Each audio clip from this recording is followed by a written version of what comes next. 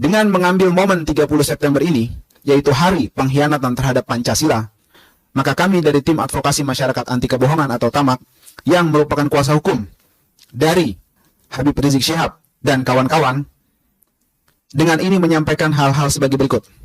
1. Bahwa sejak menjadi Cagup DKI Jakarta tahun 2012, Capres tahun 2014 dan 2019, hingga menjabat sebagai Presiden, Jokowi telah melakukan rangkaian kebohongan dan kata-kata bohong yang memberikan dampak buruk terhadap bangsa Indonesia. Kedua, bahwa rangkaian kebohongan terus dikemas dalam rangka untuk pencitraan, menutupi kelemahan dan kegagalan yang terjadi. Dan lebih berbahayanya, rangkaian kebohongan dan kata-kata bohong dilakukan oleh Jokowi dengan menyalahgunakan mekanisme, sarana, dan juga prasarana dari ketatanegaraan. Ketiga, bahwa rangkaian kebohongan yang dilakukan oleh Jokowi bila dibiarkan tanpa ada konsekuensi hukum, maka akan mencoreng sejarah bangsa Indonesia yang menjunjung tinggi nilai-nilai kejujuran dalam kehidupan berbangsa.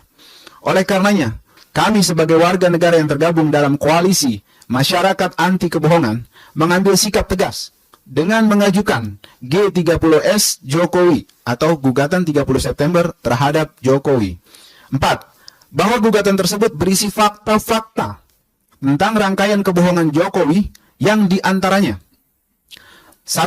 Kebohongan soal komitmen untuk menjabat gubernur DKI selama 1 periode penuh atau 5 tahun dan tidak akan menjadi kutu loncat. Kedua, kebohongan mengenai data 6.000 unit pesanan mobil SMK. Ketiga, kebohongan untuk menolak dan tidak akan melakukan pinjaman luar negeri atau asing. Keempat, kebohongan akan melakukan swasembada pangan. Kelima, kebohongan tidak akan menggunakan APBN untuk pembiayaan sejumlah infrastruktur seperti kereta cepat Indonesia-Cina atau KCIC. Yang keenam, kebohongan mengenai data uang 11.000 triliun yang ada di kantong Jokowi dan rangkaian kebohongan Jokowi lainnya. Kelima, bahwa telah nyata semua pernyataan Jokowi tersebut hanyalah merupakan kebohongan, sehingga dalam petitum gugatan yang kami mintakan diantaranya, 1. Menghukum Jokowi untuk membayar ganti rugi material sebesar nilai utang luar negeri Indonesia periode tahun 2014 sampai dengan 2024 atau selama Jokowi menjabat sebagai Presiden untuk disetorkan kepada kas negara. Kedua, memerintahkan kepada negara untuk menahan pembiayaan atau tidak memberikan rumah sebagai mantan Presiden kepada Jokowi. Ketiga, memerintahkan kepada negara untuk menahan atau tidak memberikan seluruh uang pensiun Jokowi. Keenam, walaupun gugatan yang kami ajukan tidak sebanding dengan kerusakan dan kerugian negara akibat rangkaian kebohongan Jokowi, akan tetapi langkah konkret kami ini kami lakukan untuk mengingatkan kepada para penguasa yang akan datang dan seluruh pemangku kebijakan yang berlaku di Republik ini untuk supaya jujur dalam mengemban amanat rakyat, dalam mengemban amanat rakyat seluruh Indonesia yang dibebankan kepada mereka. Demikian press release ini kami sampaikan semata-mata guna terciptanya keadilan dan membersihkan sejarah bangsa Indonesia yang menjunjung tinggi nilai-nilai kejujuran dalam kehidupan berbangsa dan negara. Jakarta 30 September 2024 atas nama para penggugat. 1. Habib Rizik Syihab. 2. Maijen TNI Purnawirawan Sunarko MD. 3. Eko Santoyo SHMH. 4. Saudara Edi Mulyadi. 5. Dr. Andes Haji Muhammad Mursalim R. 6. Bapak Marwan Batubara. 7. Munarman Sarjana Hukum. Demikian tim advokasi masyarakat anti kebohongan atau TAMAK diwakili oleh saya Aziz Syanwar, Ahmad Abiansah, Wisnu Rakadita, Hujatul Baihaqi, Dwi Heriadi, Renaldi Saputra, Muhammad Haridun Nasution, Heri Arianto, Anwar Kumar, Dede Agung Wardana, Sumandi Atmaja, dan Divin Safni Esa. Demikian rilis yang saya sampaikan. Kami akan distribusikan kemudian rilis ini untuk kemudian bisa disebarluaskan dan disampaikan kepada masyarakat. Untuk kemudian kami serahkan kepada beberapa pihak dalam hal ini untuk memberikan sepatah dua kata-kata. Dari Pak Marwan dipersilakan waktu dan tempat. Oh, Pak Narko. Baik, terima kasih. Saya revisi Pak Sunarko dulu. Terima kasih. Silakan Pak. Terima kasih. Assalamualaikum warahmatullahi wabarakatuh. Salam sejahtera bagi kita semua. Bapak Ibu sekalian yang saya hormati, saya muliakan, tadi kita baru saya dengarkan tuntutan dari koalisi masyarakat anti kebohongan. Yang disampaikan tadi baru sebagian kecil yang menonjol saja. Baru sebagian kecil. Yang lain masih puluhan, bahkan mungkin ratusan kebohongan yang telah dilakukan oleh Jokowi. Maksud kita menyampaikan ini adalah untuk memberikan pelajaran juga kepada seluruh bangsa Indonesia ini. Kalau memilih pemimpin, jangan pemimpin pembohong. Karena kita tahu kejujuran itu adalah basic dari semua kebaikan. Kalau sudah tidak jujur, kita udah nggak bisa berharap ada kebaikan. Dan tujuannya juga ini untuk ke depan, jangan ada pemimpin yang wataknya sama dengan penjajah asing. Sekarang kita ini dijajah oleh pemimpin orang pribumi yang kita pilih. Yang kita pilih. Jadi ini sebetulnya edukasi buat kita semua bangsa Indonesia. Ke depan tidak ada lagi pemimpin yang mengikuti kelakuan karakter watak seperti Joko Widodo ini. Rakyatnya ditipu, dibohongi dengan demikian masif. Dengan masif. Jadi ini sebenarnya tujuannya ke depan jangan lagi ada pemimpin yang meniru gaya-gaya ini, menderita rakyat, menderita bangsa ini, malu bangsa kita, malu. Kemudian juga pelajaran buat seluruh rakyat Indonesia. Kalau memilih pemimpin, lihatlah track record yang benar. Jangan mau cuman karena dibayar dengan bansos atau amplop sekadarnya, kemudian pembohong disanjung-sanjung. Bingung kayak sampai sekarang ini. Padahal itu akan menimbulkan penderitaan kepada generasi setelah kita atau notabene anak cucu kita. Itulah yang bisa saya sampaikan pada kesempatan ini. Tadi yang disampaikan oleh lawyer kita itu baru sebagian kecil. Baru sebagian kecil. Yang lain sangat banyak. Dan ini tujuan utamanya adalah untuk meminta pertanggungjawaban terhadap Joko Widodo yang telah menipu kita 10 tahun. Yang kedua, memberikan pelajaran kepada pemimpin berikutnya, jangan ikuti kelakuan Joko Widodo ini yang bisa merusak tatanan kehidupan berbangsa, bernegara yang menghambat kemajuan bangsa. Kita tertinggal dari bangsa lain yang ada di seputar ini. Yang ketiga, ya juga pelajaran kepada seluruh rakyat Indonesia. Jangan pilih pemimpin penipu, pembohong. Sekian, terima kasih. Wassalamualaikum warahmatullahi wabarakatuh. Baik, dilanjut oleh Pak Marwan Batubara, dipersilakan. Ya, makasih Mas Aziz. Assalamualaikum warahmatullahi wabarakatuh. Alhamdulillahirrahmanirrahim. Allahumma sholli ala Sayyidina Muhammad. Kalau kita ingat dulu ya, di tahun 2021, BEM UI itu memberi gelar kepada Pak Jokowi itu sebagai King of Lip Service. Raja pembual, raja pembohong. Itu satu. Artinya sudah sejak 2021, kebohongan itu sudah dilakukan dan ini terus berlanjut. Masalahnya kita rakyat ini seolah-olah tidak menganggap hal yang penting, ini hal yang biasa-biasa saja gitu ya. Karena itu seperti inilah jadinya kita menjadi korban, negara jadi korban. Martabat bangsa itu jadi turun gara-gara kelakuan dari pemimpin pembohong ini. Jadi mungkin kita salah juga, tapi untung saja ini teman-teman lawyer dan beberapa inisiator termasuk terutama Pak Unarman, lalu Habib Rizik itu teringat bahwa ini tidak bisa dibiarkan. Ya, itu satu hal.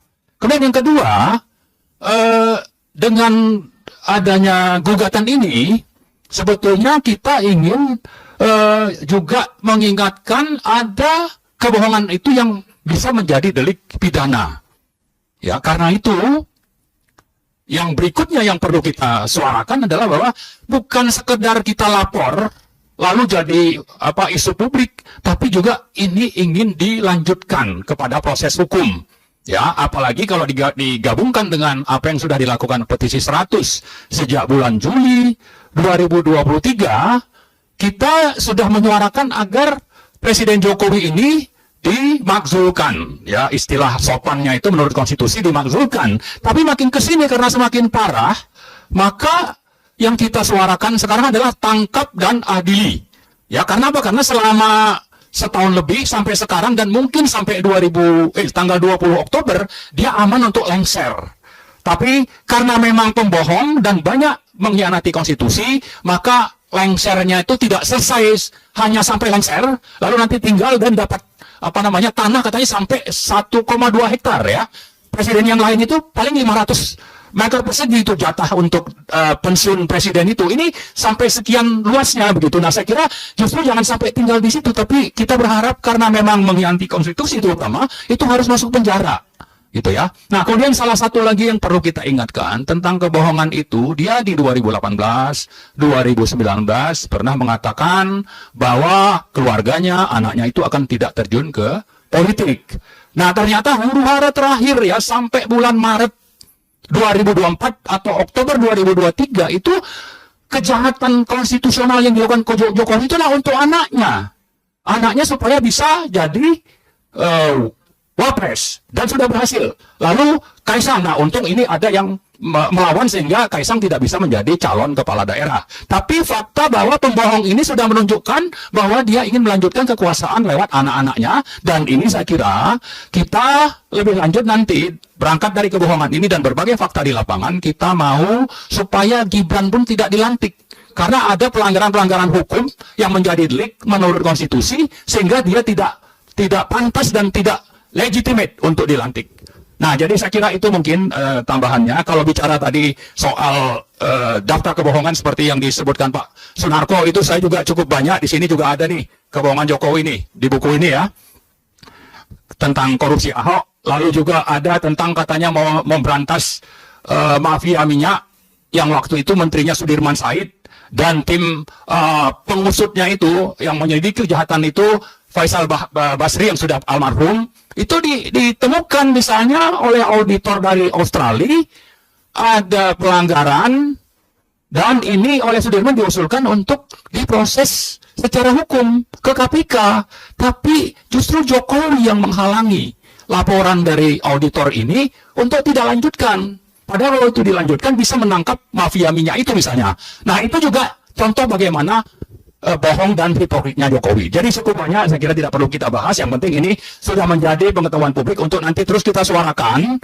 Targetnya apa? Targetnya salah satu yang penting adalah supaya pembohong ini karena ada delik pidananya untuk ditangkap dan diadili. Yang kedua, supaya anaknya yang memang bisa jadi wapres akibat dari adanya kejahatan konstitusional ini juga tidak jadi dilantik. Saya kira itu tambahannya. Terima kasih. Baik, terima kasih untuk informasinya Pak Marwan. Selanjutnya Pak Mursalin, waktu dan tempat kami persilakan. Assalamualaikum warahmatullahi wabarakatuh. Pertama, kami mengucapkan luar biasa kepada para pengacara ya, yang telah memfasilitasi kami dari para prinsipal untuk melakukan gugatan secara hukum. Karena sudah bertahun-tahun kita melakukan demo, melakukan gerakan-gerakan, tetapi tidak mewujudkan di dalam konkret untuk bagaimana memenjarakan atau bahkan berakibat pada harus dilengsarkan pada saat-saat ini. Oleh karenanya, tentu pengadilan yang telah menerima pendaftaran, tadi belum dijelaskan, saya sudah diterima, sudah saya, harus menindaklanjuti atas pendaftaran para pengacara ini untuk melakukan proses sidang. Tidak ada ketakutan lagi tentunya pada para hakim yang selama ini takut dengan Jokowi. Saya kira semua komponen yang selama ini berada di bawah dia, banyak yang sudah juga lepas, jadi tidak ada akibat apapun, seperti MK misalnya. Maka kami mohon kepada para hakim di pengadilan itu untuk memproses dan tentu bisa melakukan hasil, apakah dimakzulkan sebelum dia masa berakhirnya, atau terpenting bagaimana tetap diproses hukum, dijebloskan dalam penjara, yang tentunya tidak satu. Tadi dikatakan banyak teman, kalau kita bacakan tentang kejahatan, pelanggarannya sehari tidak selesai. Ada yang mengatakan kalau ditumpuk itu lebih bisa sampai ke atap, itu kejahatannya tidak akan selesai. Oleh karenanya sangat naif apabila kita rakyat tidak semua menuntut ini yang mengakibatkan kejahatan luar biasa dari kejahatan-kejahatan Jokowi ini. Lalu tadi dikatakan Pak Marwan sampai UI mengatakan dia menjadi Kings of Lip Service, tetapi banyak yang mengatakan semua yang dikatakan itu bohong. Apa yang dikatakan justru adalah sebaliknya sebenarnya. Jadi fondasi kejahatan terbesar itu adalah kebohongan yang mengakibatkan kejahatan-kejahatan yang lain.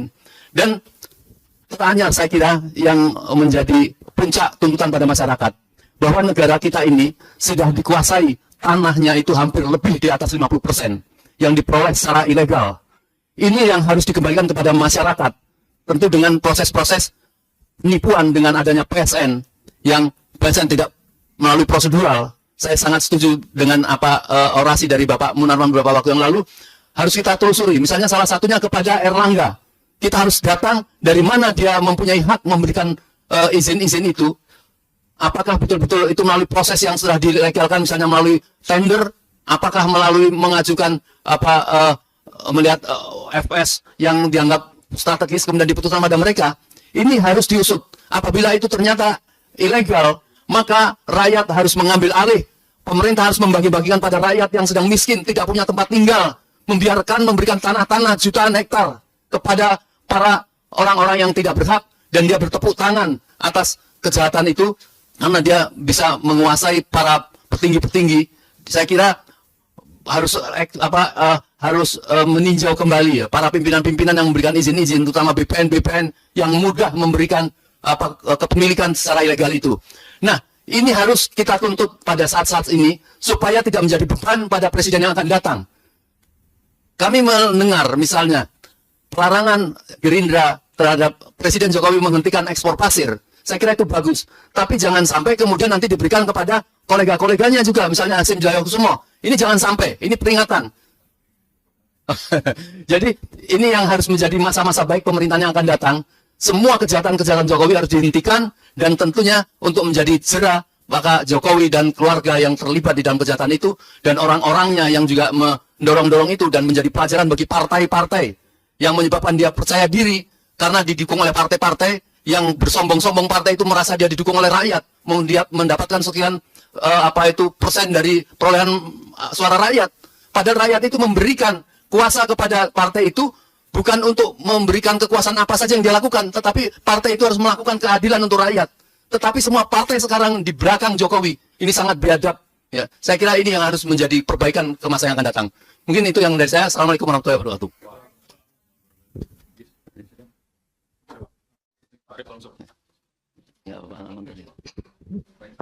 Dilanjutkan mungkin kami persilakan Pak Surito dengan segala hormat. Terima kasih. Assalamualaikum warahmatullahi wabarakatuh. Saya tertarik dengan tema sentral ini, angkat yang berkaitan dengan kebohongan. Kebohongan itu tidak mungkin bisa terjadi jika penegakan hukum berjalan baik. Jika masyarakat bisa bicara secara bebas, menyampaikan rasa hatinya, sehingga didengar oleh masyarakat luas bahwa mana yang bohong, mana yang tidak. Jadi saya teringat pada apa yang dikatakan oleh buku Bambang Tri. Kalau buku itu merupakan kebohongan, silakan dibongkar. Tapi ternyata buku itu beredar dan nggak ada delik bahwa buku itu menyangkut soal ijazah palsu sampai segala macam palsu, dan itu tidak terusik. Jadi semua kebohongan, semua penegakan hukum yang selama ini berjalan bukan hanya terjadi pada periode Jokowi saja, tetapi sejak Orde Reformasi, jadi sudah 5 tahun presiden yang dilewati, itu membuat suasana yang penegakan hukum tidak berjalan sebagaimana mestinya, dan pelanggaran hukum terus berjalan terus. Karena apa? Jadi selama 25 tahun ini tetap masih status quo. Dan gara-gara status quo ini, siapa yang diuntungkan dan siapa yang merasa berdaulat dan seenak perutnya saja, bisa bohong, bisa nipu, bisa macam-macam ini. Yaitu yang saya sebut state corporate crime. Yaitu persekongkolan antara pengusaha jahat dengan penguasa yang berkhianat kepada negara Indonesia. Yang saya penguasa itu adalah penguasa publik, entah legislatif, entah eksekutif, entah yudikatif, semua itu. Itu penguasa yang berkhianat kepada negara. Nah, persekongkolan ini yang membuat apa yang terjadi selama ini, apakah hasil pemilu, apakah semua rentetan kebohongan-kebohongan itu terjadi, itu terus berjalan lancar dan tidak bisa diberantas selama yang disebut status quo belum didobrak. Oleh karena itu, satu-satunya kalau kita mengharapkan siapapun yang jadi presiden yang akan datang, ini mesti jadi prioritas utama dulu, yaitu mendobrak status quo, dan yang kedua mulai mengusut yang disebut state corporate crime. Saya kira itu yang bisa saya sampaikan. Terima kasih. Assalamualaikum warahmatullahi wabarakatuh.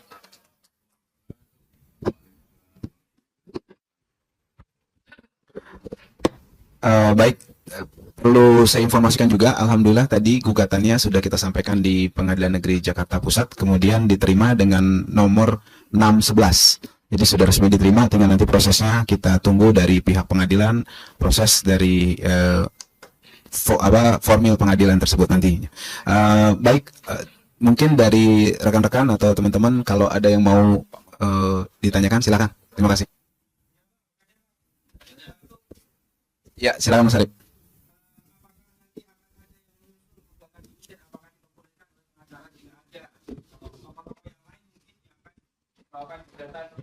Sebagaimana yang disebutkan oleh tokoh yang ada di sini, yang pertama.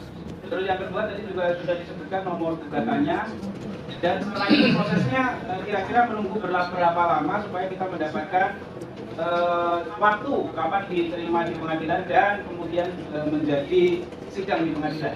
Berapa lama biasanya? Ya, baik. Yang pertama saya mau jawab dari pertanyaan Mas Arif terkait dengan apakah nanti ada tokoh-tokoh yang lain. Nah, kalau tokoh-tokoh yang lain karena ini gugatannya sudah masuk, sudah terdaftar, maka nanti tokoh-tokoh yang lain itu akan ada gugatan yang lain lagi. Jadi kan kejahatan Jokowi ini kan bukan cuma satu ini, bukan cuma kebohongan aja. Dia juga melakukan kejahatan hak asasi manusia.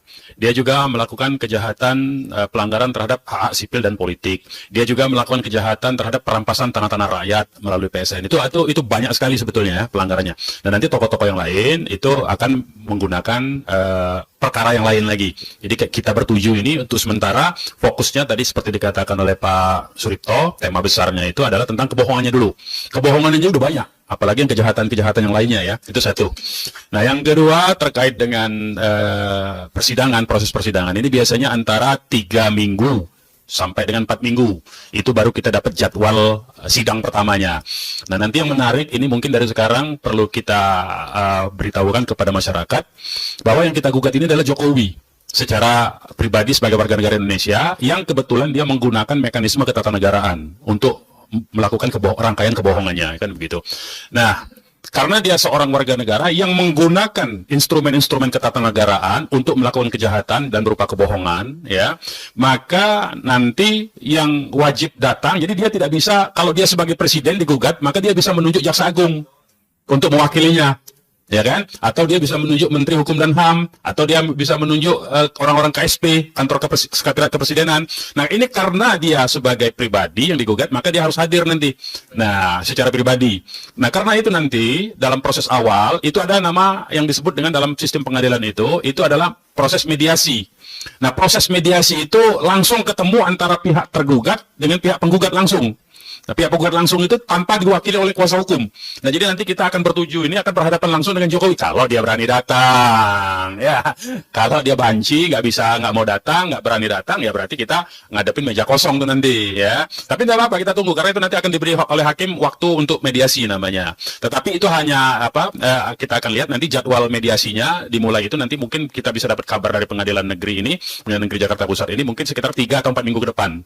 Ya, kita akan dapat kabar kapan akan mulai proses mediasi itu. Nah, jadi itu yang disebut dengan proses ini. Nah, tadi sudah disebutkan oleh rekan kita, oleh ketua tim pengacara kita, yaitu Saudara Aziz Januar ini, bahwa tuntutan kita itu tadi, yang tadi kan sudah disinggung oleh Pak Sunarko tadi, soal rumah yang diberikan hadiah tadi itu, atau Pak Marwan tadi nyebut ya. Nah, itu nanti kita minta supaya tidak diberikan kepada Jokowi, ditahan oleh negara. Kemudian uang pensiunnya sebagai presiden itu juga tidak diberikan. Itu untuk mengganti ya kerugian-kerugian ya yang ditimbulkan oleh kebohongan Jokowi. Kan utang yang ditimbulkan oleh Jokowi ini sampai dengan hari ini itu lebih kurang 5.700 triliunan. Mulai dari 2015 lah katakan, kalau 2014 kan itu pemerintahan lama. 2015 sampai dengan 2024 ini hari ini itu sekitar 5.600 atau 5.700 triliun. Nah, dia yang harus ganti itu karena itu bukan tanggung jawab negara, karena dia yang melakukan itu dengan ambisi-ambisi proyek-proyek pribadinya dia. ya. Belum lagi yang dia melakukan korupsi di dalam di dalam hutang luar negeri itu ya, melalui proyek-proyek strategis nasionalnya itu. Nah, jadi yang kita inginkan itu supaya beban hutang yang 5.700 lalu 5.600 itu dibayar oleh Jokowi, bukan oleh rakyat Indonesia. Sebab kalau itu dibebankan kepada rakyat Indonesia, ya, padahal itu adalah untuk memenuhi ambisi Jokowi semata, maka, nah, gimana hubungan hukumnya antara kita penggugat ini dengan kerugian itu? Ya, kalau itu dibiarkan harus dibayar oleh rakyat, kita ini kurang bayar lewat proses pajak. Lama itu sampai anak cucu kita itu masih terus bayar itu, ya. Nah, kita mau cut off itu hutang supaya Jokowi yang tanggung jawab beserta anak cucunya. Karena secara perdata utang itu tanggung jawab bisa diturunkan, itu diwariskan itu. Jadi dia yang harus tanggung jawab, jangan bebannya kepada rakyat Indonesia. Itu yang kita mau. Jadi ini untuk membuka pikiran gugatan ini gugatannya untuk justru menolong rakyat Indonesia supaya tidak dibebani oleh utang Jokowi itu. Supaya yang bayar utang itu adalah Jokowi. Diambil dari mana? Dari tuh rumahnya salah satu yang mau hadiah untuk pensiunnya dia. Kemudian uang pensiunnya dia. Kalau kurang itu, maka harta-harta yang Jokowi yang dilaporkan waktu dia menjabat gubernur, kemudian 23 miliar, kemudian waktu dia daftar Pilpres 26 miliar, nambah 3 miliar tuh, padahal baru 2 tahun menjabat gubernur itu, Pak. Nah, itu nanti disita juga harta-harta itu untuk keperluan membayar utang itu, yang 5.700 triliun itu. Nah, jadi ini yang kita sampaikan, disebarluaskan kepada masyarakat, bahwa gugatan ini untuk menolong masyarakat Indonesia yang 270 juta lebih itu, supaya mereka tidak lagi dibebani oleh pajak.